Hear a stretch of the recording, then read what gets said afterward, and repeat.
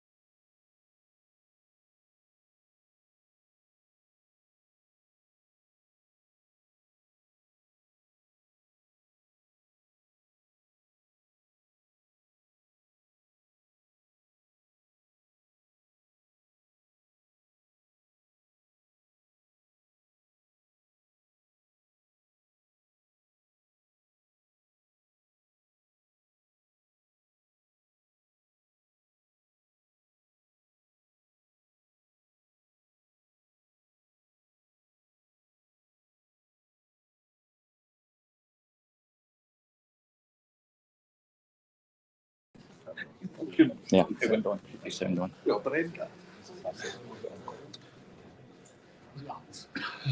Happy since. You can't be too careful. It's only 21 years after the war. You can't be too careful. That was, look at the bandoliers not on the medal. Just see one of them just pokes up this fucking thing. I think it was since it took out Eusebio in the semi-final, wasn't it? Good old.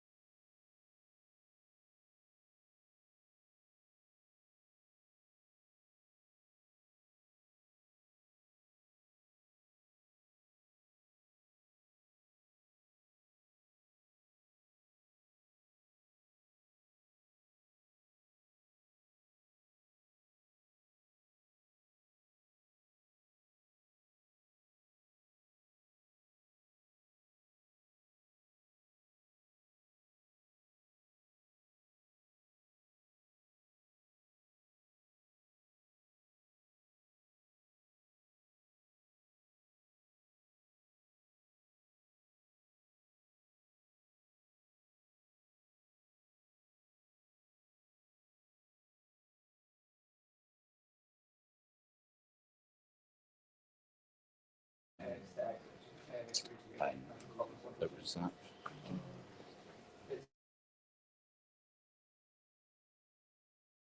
Big Kenny Moist was in the Carlisle. It was amazing.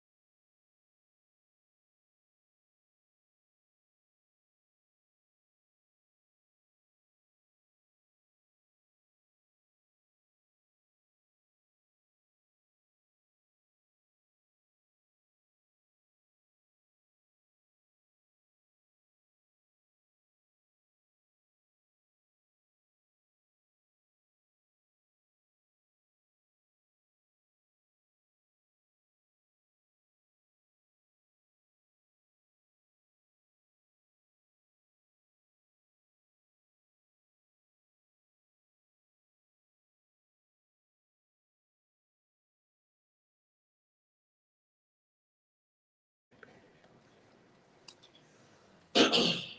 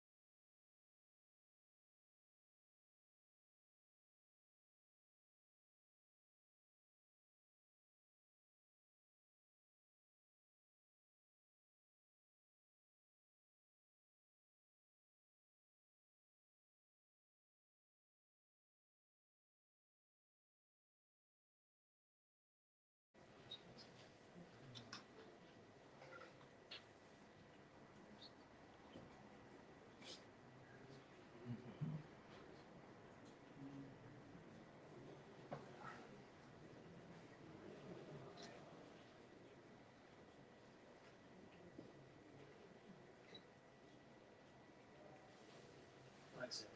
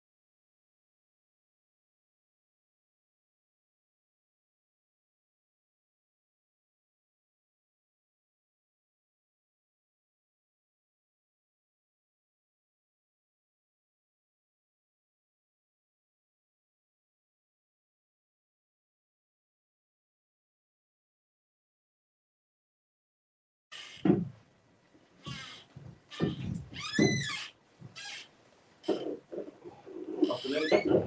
Good evening, everyone. Good evening, everyone. Good to see so many of you here. Delighted to see you. We are absolutely delighted to welcome Michael back to Ibrox, and I'd just like to open the floor and for you to ask your questions. Thanks so much, Stuart. Michael, welcome back to the club. You said in an interview on the Sky Sports News a couple of days ago that this job was impossible to turn down. What was impossible to turn down about it? Firstly, the relationships that were built and the feeling that was built with the staff and the players behind the scenes over the 3.5 years previously here. The size of the club, the expectation is everything that you'd want as a manager, as a coach. And yeah, that was the big reason. Obviously, my family situation as well, living here, my children loving the time here, my daughter being born here. There's a lot of things coming together that made this a wonderful opportunity for me.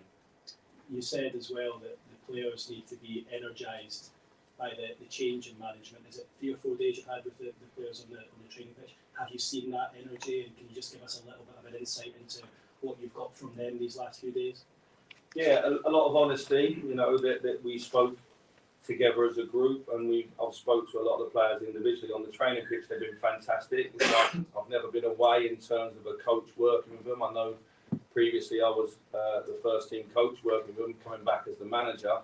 It's slightly different, but on the training pitch we fit together again very well. There's a few new faces that I'm excited to work with, and some good players in that as well. So the first 3 days couldn't have gone any better for me personally. You've swapped one Rangers for another by joining here.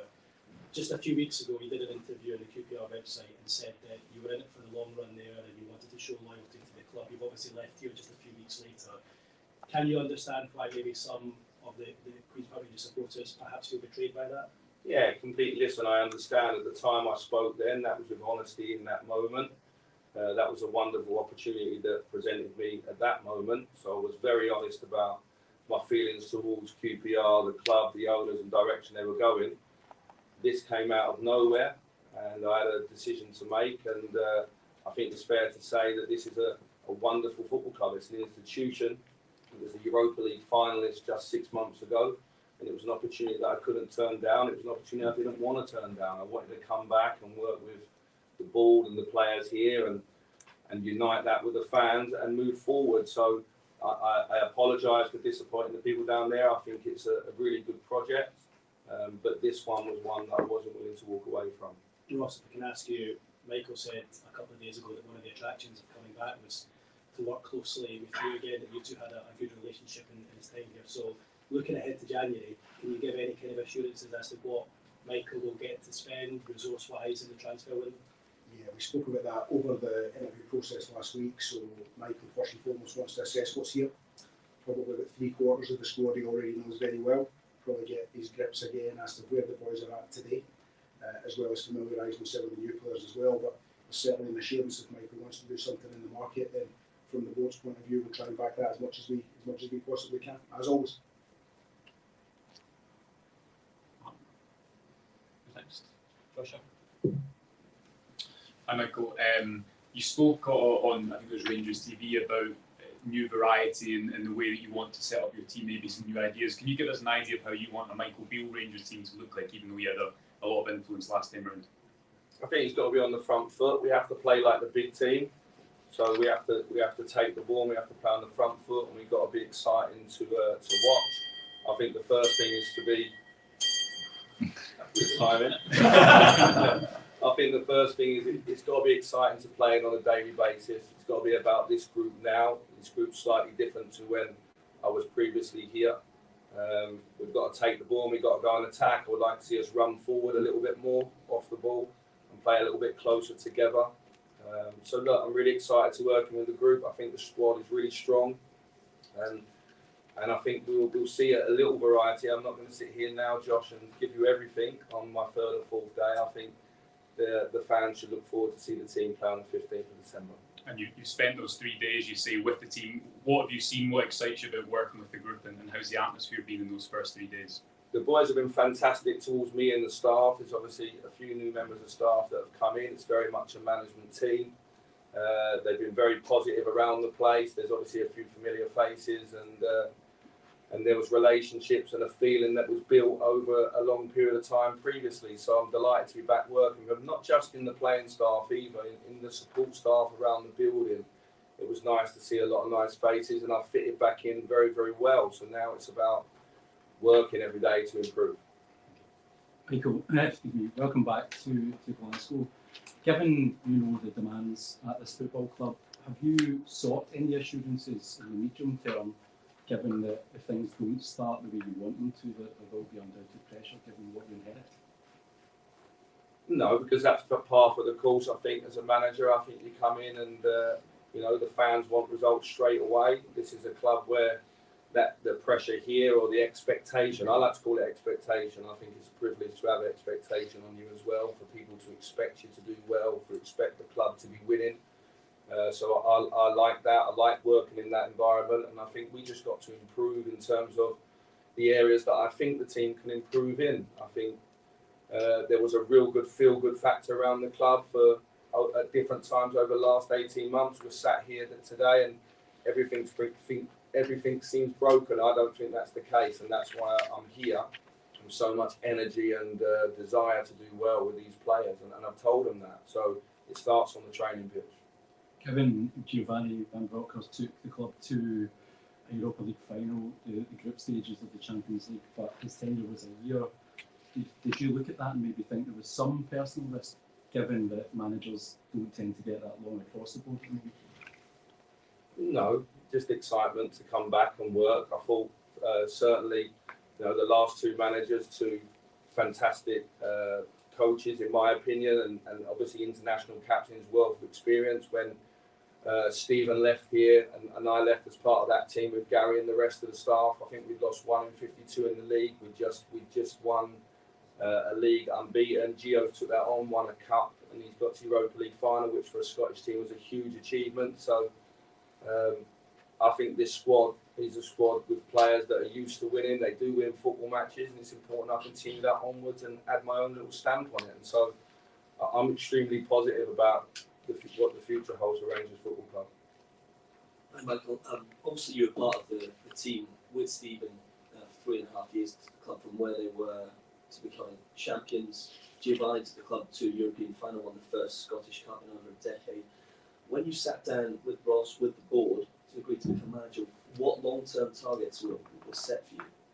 We need to win 56 as soon as possible. We need to improve our cup record, which obviously we slightly improved last year by winning the Scottish Cup, and we need to improve the identity on the pitch. That's what I feel. That's what the group of players feel as well. And I think at the moment, 1 or 2 players' value is probably not the reality of what it was 6 or 8 months ago. That's damaging to the players, the football club, and to the staff. So we have to improve that. You know, all the players in the building have got a lot of responsibility as well towards their own careers. So it's my job to uphold them to that, and my job is to try and get the best out of them. And getting the best out of the individual will make a stronger team and a stronger Rangers. And I'm excited to get working with the boys. You said that you need to win 56 as soon as possible. Do you think it is realistic to have a proper title championship season this season? Obviously, there is a long way still to go. You are 9 points behind Celtic. Do you feel that it is a realistic aim for you to challenge for the title this season? I think the first thing to do is for us to get the identity on the pitch where we want it, the energy on the pitch, the right players on the pitch, and start moving forward and winning football games. This Christmas period will have a big part in whether we can do that or not. The most important thing now is to win the next game, which is always the job here as a manager at Rangers. Win the next game, see where it takes us. I think the goalpost will move. If we keep winning games, then obviously something will happen. This time last year, not too late after this, I believe there was a 7-point gap in our favour. So it can be turned around, but the most important thing right now is not to talk too big, it's to win the next game. Michael, one of the criticisms that the team has faced this season is that it maybe hasn't looked as fit as it had done in previous seasons. Is there anything a manager coming in at this stage of the season can do, or is that really something that has to wait till pre-season? I think we can work strongly on cohesion in my ideas, which will be slightly different to the previous manager, of course. So the cohesion, we move around together in a certain way, and that can look very collective in terms of your energy on the pitch, and that's something we're working at. It's fair to say we've got some key injuries at the moment. We need to get them back fit, because they'll certainly make us stronger. We don't want to use that as an excuse right now. It will certainly make us stronger over time when they get back. And then we'll look at that. You know, Gio and his staff did what they thought was best in their time at the club, and now I've got to take it on with my staff and do what I think is right for this group of players now. Can you tell us a little bit about the background staff that you've brought in over the last few days? Yeah, Neil Banfield joins, and Damien Matthew and Harry Watling all joined from QPR with me. Neil spent 21 years with Arsenal, 8 years as first team coach of Arsene Wenger. Damien Matthew joins from QPR, where he was assistant coach. Damien, a former player with Chelsea, Burnley, Crystal Palace, former England 21. Lots of time as an assistant and a first team coach at Charlton, with a lot of players that came through there, so a real developer. Harry Watling, a younger coach who's a first team coach that worked at Chelsea, West Ham, Millwall, been coaching in America. And then just today we announced Jack A joining us as head of performance. Jack's come from Liverpool, where he spent the last 8 years. Prior to that, had periods at Newcastle and Tottenham as well. So the staff, I think, is hugely experienced at working with a vibrant young squad and helping players on their personal journeys. I'm delighted with the staff. There might be an addition later on, but we'll see how we go for the moment. Hi Michael, welcome back. It's never easy for a manager to commit a job halfway through a season. What does the short term look for you? What does success look for you in order to give you that momentum going into your first summer? I think getting my ideas across, collaborating with his players, you know, in terms of what's the best fit for us now to make a really strong Rangers in the coming weeks. This next 10 days is hugely important on the training pitch to get ready for the game against Hibs. and then winning the first game. I think that's it, showing a new face, a new positivity around the building, around the club, around the way we're playing, aligning the ideas of the board through myself and the management team to the players and ultimately the fans. It's got to be aligned, we've got to be together, because when we are, we're a very strong club. Do you feel you have to win a couple of weeks to just get that momentum going? We have to try and win everything, man. So we have to try and go for everything. So. Guys, we'll do Jordan and then we'll get the mic down in front just so we can go on time. Hi Michael, just wondered whether you had spoken to Stephen Gerrard before you took the job, and having spent 3.5 years with them, is there any particular lessons you learned in terms of being the figurehead, being the leader at the club? When I stood beside him for 193 games, him and Gary, so I saw a little bit of everything in that time. It's certain to say we had bumps in the road that Stephen mentioned here back in May or June of 2018. There certainly was plenty of those, but there was a load of highs as well. We built a really strong squad with Ross and the recruitment team, and behind the scenes we created and redeveloped a lot of Ibrox and the training ground. The training ground is fantastic. Coming back into it the last few days, it really has even kicked on another notch. The work that we've done behind the scenes here at Ibrox is fantastic. The club's in a really good place. We've missed each other in terms of messages and that, but we go back and forth all the time. I know I have his support, and Gary and the rest of the staff that was here as well. I lived a fantastic journey here with those guys, and now I look forward to doing that the same with this management team. Just a question for Ross. Obviously part of the reason Mike was here for the work that he did at Rangers for those 3.5 years. Some people might say, why was he not the appointment 12 months ago? What makes you sure that he's the right man after being away for a year? I think we obviously were very impressed by the work that Michael did under Stephen's guidance during the period that he was here before. I think Michael's used the word identity a few times. We want to make sure that we've got an absolute clear identity on the pitch. We think that the squad will be better for that, and we know what his ideas are. But probably more than that, we know the energy that he'll bring as well. I think one of the guys already asked a question about what we've felt so far, and you can certainly see the energy of the players behind the ideas, working ever so hard. Obviously, we've got some players that we've welcomed back from injury already. He's been a welcome boost to the squad. Others will join the squad in the coming days and weeks, which is another boost to the squad. But we can see that energy that Michael's brought. We can see the energy on the pitch. But above all else, we want to see that identity, and we know that Michael's very, very clear on it. Just keep it to one question each day, just so we get through, so that all you guys get a question, so you're absolute. Michael, welcome back. Just want to ask, why Rangers and not Wolves? The feeling and relationship I have for this club, for the city where I lived, I had a wonderful time here previously. Lived a really big experience. There's a lot of players in the dressing room that understand my ideas because we worked together previously, and I really enjoyed working with them and the staff. And it was the perfect moment when it was given to me. It was the right moment for me to come back. And I think sometimes, the vision of the people behind the scenes, it drives all the decision making. So the vision of the way that you want to play, it drives your decision making in terms of recruitment, the way that you train. And so I believe in that. I believe in where this club's going, and that's why I've come back. I want to be part of it. I was chomping at the bit to get back up the road and get back involved in the football club.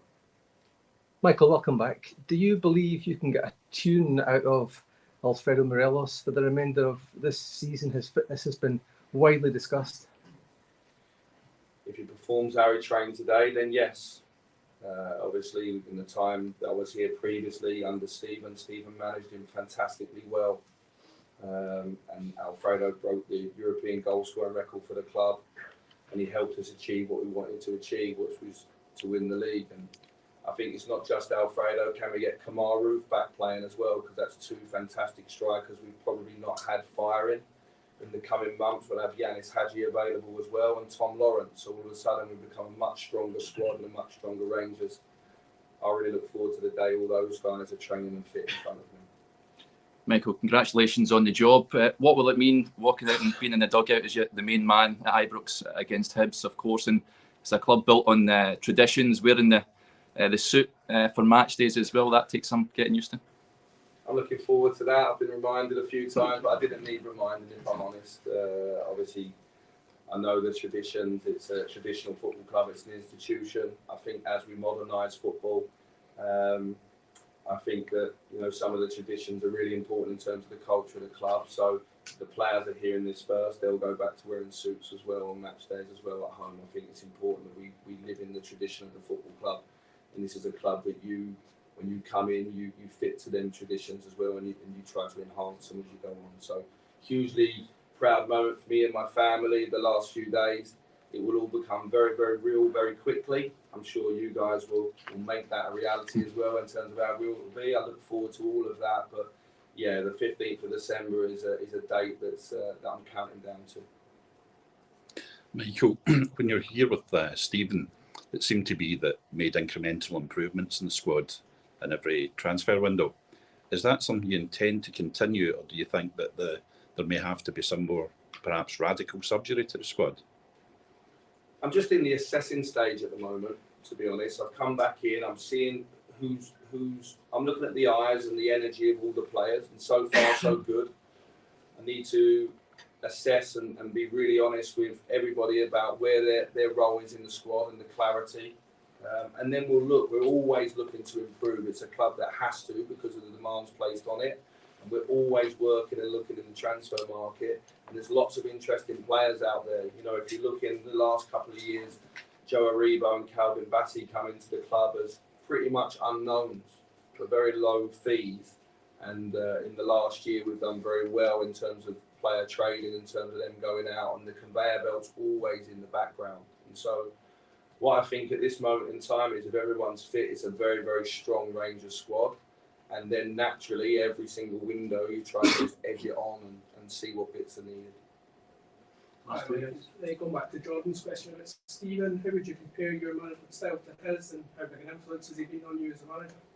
Stephen's been a huge influence on me as a person, because he has very high standards as a person, very high morals.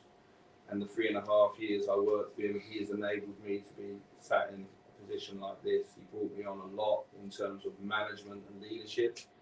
I think I added a different part to that management team, which was obviously in terms of the coaching on the pitch and working with Tom and Jordan and Scott and obviously Gary. Gary gave us loads in terms of a mentor and older brother. So I don't want to compare myself to anybody. Stephen's himself. I think Stephen's going to go on to be a fantastic manager with his staff.